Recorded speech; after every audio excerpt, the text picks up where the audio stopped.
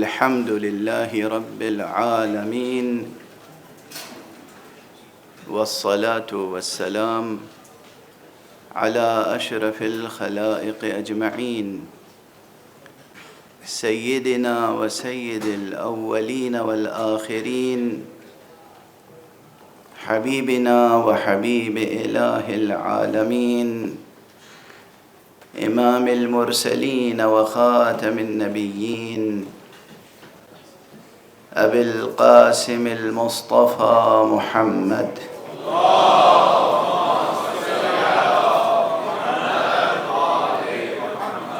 وعلى أهل بيته الطيبين الطاهرين الهداة المهديين المعصومين المظلومين والتحيات الزاكيات على صحبهم المنتجبين المنتخبين واللعنة الدائمة على أعداء الحق والدين أما بعد السلام عليكم جميعا ورحمة الله وبركاته.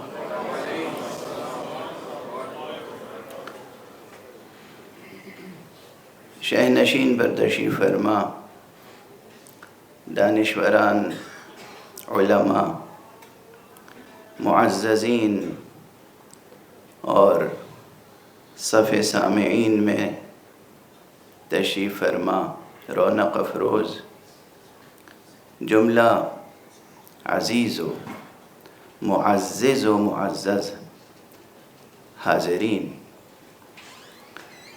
شکر کیجئے کہ زیر سایہ سید الشہداء جمع ہونے کی توفیق نصیب ہوئی ہے۔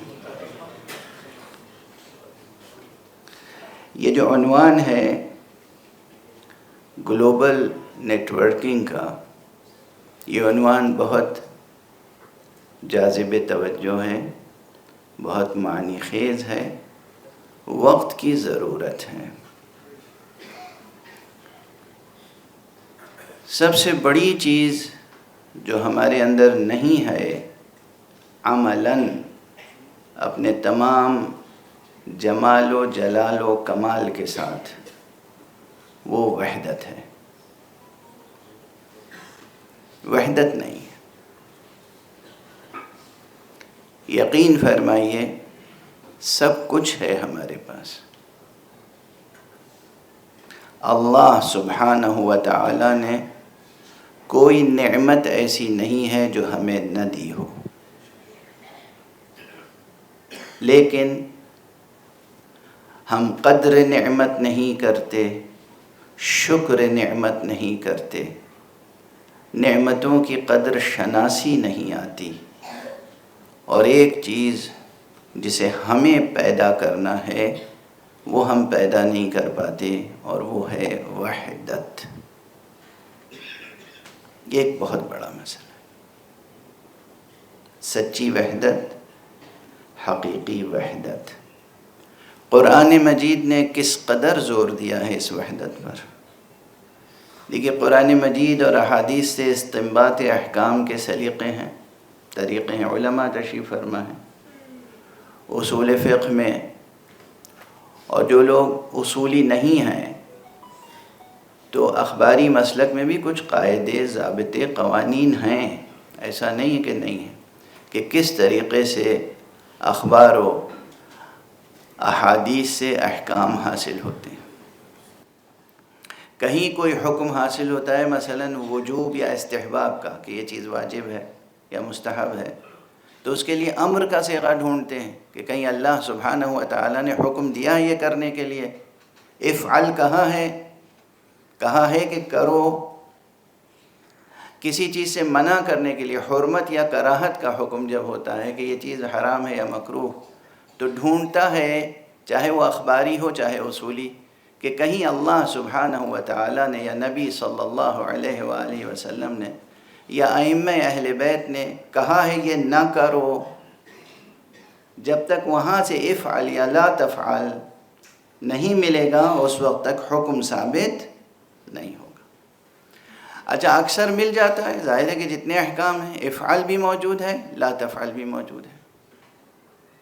کتنا بڑا اہم، اور یہ اصولی نازک بحثیں ہیں کہ اگر کسی چیز کے لیے افعل موجود ہے، صیغہ امر موجود ہے، تو پھر یہ بحث ہوتی ہے کہ امر کے مقابل میں جو چیز ہے ضد، وہ حرام ہے یا نہیں. نہیں اگر موجود ہے تو اس کے مقابل میں جو چیز ہے وہ واجب ہے یا نہیں. یہ ٹیکنیکل بحثیں ہیں. آپ سوچیے وہ امر کتنا اہم ہوگا جس کے کرنے کے لیے حکم بھی موجود ہو اور جس کی ضد سے منہی بھی موجود ہو.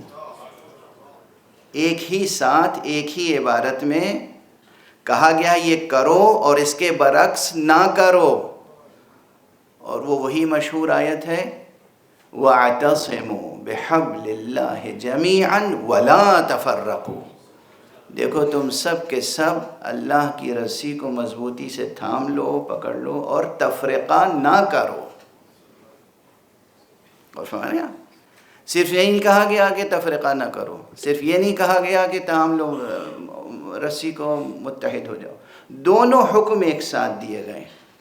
یہ ہے شدت اس امر کی. حقیقت میں عقیدہ توحید کی سب سے بڑی تجلی ہمارے معاشرے میں یہ ہوگی کہ ہم اپنے معاشرے میں وحدت پیدا کر لیں. اس وحدت کی اساس مگر کیا ہوگی؟ ہر قدم پر وحدت کو، یہ ردائے وحدت پارا پارا کیسے ہو جاتی ہے. ابھی مجھ سے ہمارے میزبان نے فرمایا کہ لیڈرشپ کے مسئلے پر روشنی ڈالیے گا. بات اس کی بہت آسانی سے حل ہو جائے گی. یہ سب سے مشکل مسئلہ ہے اور سب سے آسان. توجہ رکھیے گا جو عرض کر رہا ہوں. سب سے مشکل مسئلہ ہے اور سب سے آسان. یہ جو ہماری ردائے وحدت پارا پارا ہوتی ہے، کوئی تنظیم بنتی ہے، انجمن بنتی ہے، ادارے بنتے ہیں، اور پھر اس میں افتراق پیدا ہوتا ہے. کس بات پہ افتراق پیدا ہوتا ہے؟ خدا کی قسم یہ بتائیے. اپنے اپنے نفسوں کا جائزہ لیجئے. ہم سب اپنے اپنے نفسوں کا جائزہ لیں. نظریاتی ایشوز پر یا واقعاً عملی حکمت عملی پر بہت کم اختلافات ہوتے ہیں. زیادہ تر اختلاف، نزاع، تفرقہ ہوتا ہے ذاتی ذوق اور ذاتی پسند اور ناپسند پر. میں عموماً جائزہ لیں، پوری دنیا میں جو مسئلہ ہے وہ ہے میں. ایک لیڈرشپ پر متحد ہونے میں جو چیز رکاوٹ بنتی ہے وہ ہر ایک کی میں. تو بہت بڑا مشکل مسئلہ ہے. ہر ایک کے پاس نفس ہے اور اللہ کا دیا ہوا نفس ہے. مشکل مسئلہ تو ہے، لیکن جتنا مشکل ہے اتنا ہی آسان ہے. اور یہ مشکل اور آسان دونوں سمجھنا کربلا کے مکتب سے بڑھ کر کوئی مکتب نہیں ہے جو اسے سمجھا سکے کہ کس طریقے سے ہم اپنی ذاتی پسند اور ناپسند کو حکم الہی اور رضا الہی پر قربان کر دیں. مسئلہ صرف اتنا ہے، اپنی انانیت کو قربان کر دینا ہے. اگر ہم اپنی انانیت کو خدا کی راہ میں قربان نہیں کر سکتے تو اس سے بڑھ کے کیا کر سکتے ہیں؟ ہر چیز دوسرے مرحلے میں ہے. پیغمبر اکرم صلی اللہ علیہ وآلہ وسلم کا ارشاد گرامی ہے کلکم راعٍ وکلکم مسئول عن رعیتہ.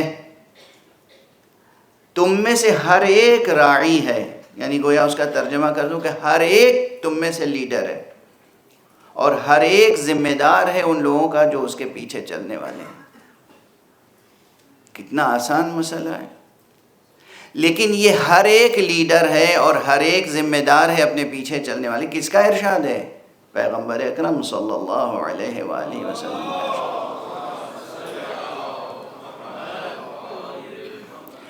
اس طرح کے تمام ارشادات کو اگر ہم جمع کریں اور محمد اور آل محمد علیہم الصلاۃ والسلام کے فرامین، ارشادات، ان کی سیرت، ان کے تعلیمات کی روشنی میں حل کریں تو 2 جملے 2 کلمے صرف یاد رکھیے گا اور اس میں مسئلہ انشاءاللہ حل ہو جائے گا، بشرطے کہ ہم سب اپنے اپنے نفوس کی تربیت کر لیں۔ سب سے بڑی بات جو سب آپ آشنا ہیں، صرف تذکر ہے، یاد دہانی ہے، اصل و اساس آپ کے پاس ہر ایک کے پاس ہے۔ ہر ایک ہر چیز کو نظر انداز کر دے، یہ ایک ریاضت ہے، ہر چیز کو نظر انداز کر دے۔ آپس میں یہ نیٹ ورکنگ اگر کرنی ہے، اگر جڑے رہنا ہے اس طریقے سے پورے گلوب پر، حقیقتاً ہر شے کو نظر انداز کر دیں، اپنی ذات کو نظر انداز کر دیں۔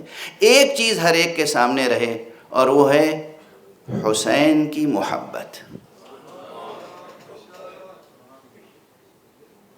سوء ظن سے پہلے حسن ظن یہ رکھیں، یہ کون شخص ہے؟ آقا حسین کا چاہنے والا۔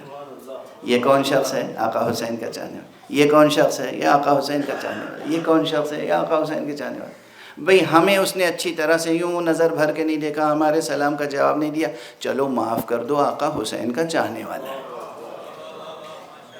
وہ میں گیا تھا، اس نے مجھ سے اچھی طرح سے مصافحہ نہیں کیا، ارے نہیں کیا، آقا حسین کا چاہنے والا ہے۔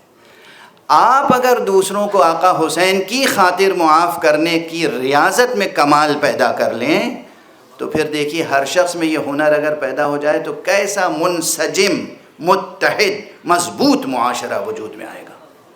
بنام حب حسین۔ 40 کا سب سے بڑا درس یہی ہے کہ ہم جو نیٹ ورکنگ کر رہے ہیں، اسٹریٹجیکل پوائنٹس الگ ہیں، تنظیمی امور الگ ہوتے ہیں، وہ ٹیکنیکلٹیز الگ ہوتی ہیں، میں اس پر بحث نہیں کروں گا، اس وقت اس مجمع میں بحث بھی نہیں کی جاتی، وہ تو 4-5 آدمی بیٹھ کے بحث کرتے ہیں، ٹھیک ہے نا۔ عموماً جو ہمیں ذوق پیدا کرنا ہے، جو اخلاق پیدا کرنا ہے، وہ یہ اخلاق پیدا کرنا ہے کہ ہمیں حب حسین کی خاطر ہم دوسرے کو کتنا معاف کر سکتے ہیں، اپنی خاطر نہیں، اپنے دشمنوں کو، اپنے اوپر کرٹیسائز کرنے والوں کو۔ دوسرا آپ کو گالیاں بک رہا ہے، آپ یہ دیکھیں کون کہہ رہا ہے، کیا ہو سکتا ہے اس کو کچھ غلط فہمی مجھ سے ہو گئی ہوگی۔ انشاءاللہ اگر امام حسین کا چاہنے والا ہے تو ہم چپ ہوئے جاتے ہیں، ہم خاموش ہو جاتے ہیں۔ کسی بھی ایکشن کے مقابلے میں ری ایکشن کا اظہار کرنا تو فطری ہے، آسان ہے، اپنے سخت ری ایکشن کو روک لینا بہت بڑی ریاضت ہوتی ہے۔ جو آقا حسین کی خاطر اگر کوئی کر لے تو جو مودت، محبت، انس، الفت کی تہذیب پیدا ہوگی وہ بڑی قیمتی اور مضبوط تہذیب ہوگی۔ یہ تہذیب ہم سب کو جوڑے گی۔ اور یہاں پر ایک حدیثی، قرآنی اور تاریخی بات عرض کر کے گفتگو تمام کروں۔ بات ساری کی ساری اخلاقیات کی ہے اس وقت۔ پیغمبر اکرم صلی اللہ علیہ وآلہ وسلم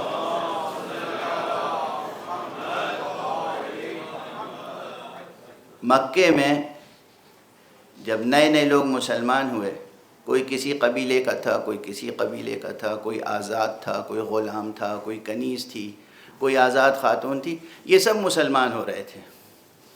مسلمان ہونے کے بعد سب سے پہلے حضور نے کیا کیا؟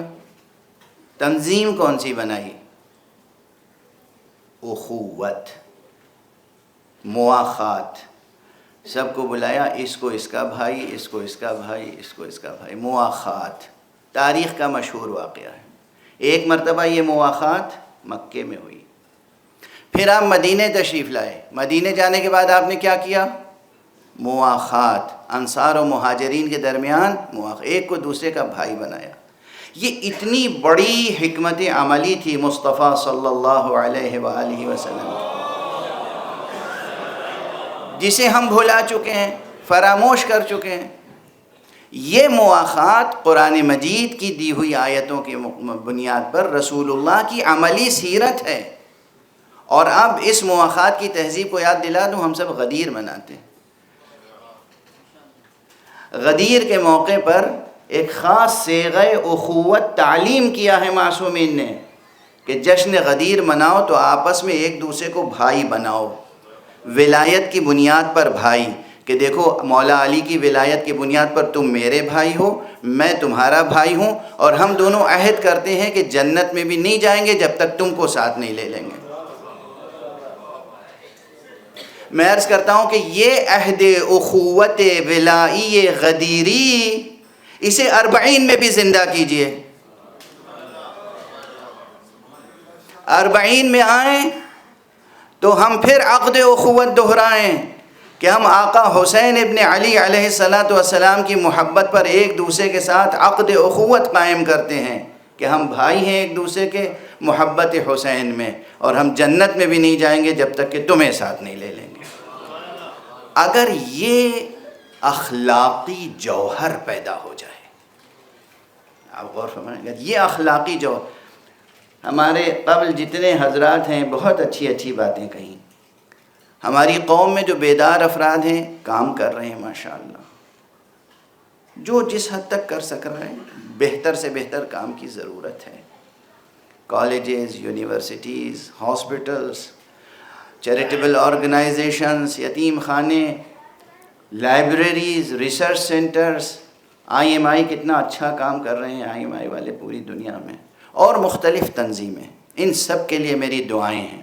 کچھ لوگ انڈیویجولی ایفرٹس کر رہے ہیں، کچھ لوگ کلیکٹیو ایفرٹس کر رہے ہیں، کام ہو رہے ہیں۔ ایجوکیشن کی فیلڈ میں بھی ہر فیلڈ کم ہو رہا ہے، زیادہ سے زیادہ ہونا چاہیے، لیکن جس فیلڈ میں بالکل کام نہیں ہو رہا ہے وہ نفس کی تربیت ہے۔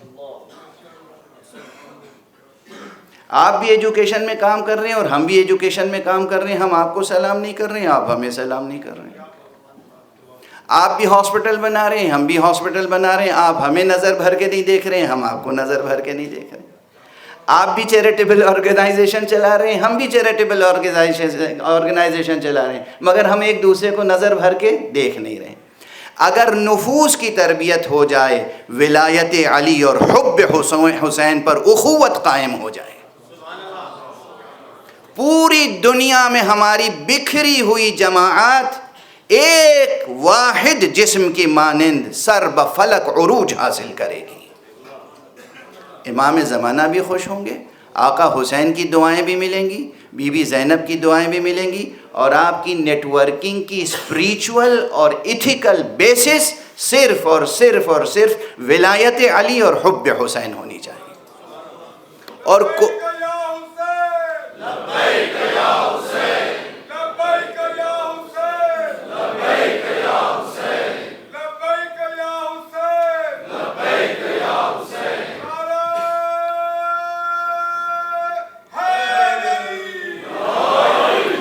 جزاکم اللہ، یہ وہ اصل اصیل ہے جو قرآنی ہے۔ قُلْ لَا أَسْأَلُكُمْ عَلَيْهِ أَجْرًا إِلَّا الْمَوَدَّةَ فِي الْقُرْبَى، کیا مانگا رسول نے؟ مودت۔ اصل اصیل مودت و محبت ہے، ولایت ہے، حب خدا، حب رسول، حب اہل بیت، ولایت علی، حب حسین، اور یہ سب چیزیں ایک لفظ میں جمع ہو جاتی ہیں، اور وہ ہے حب حسین۔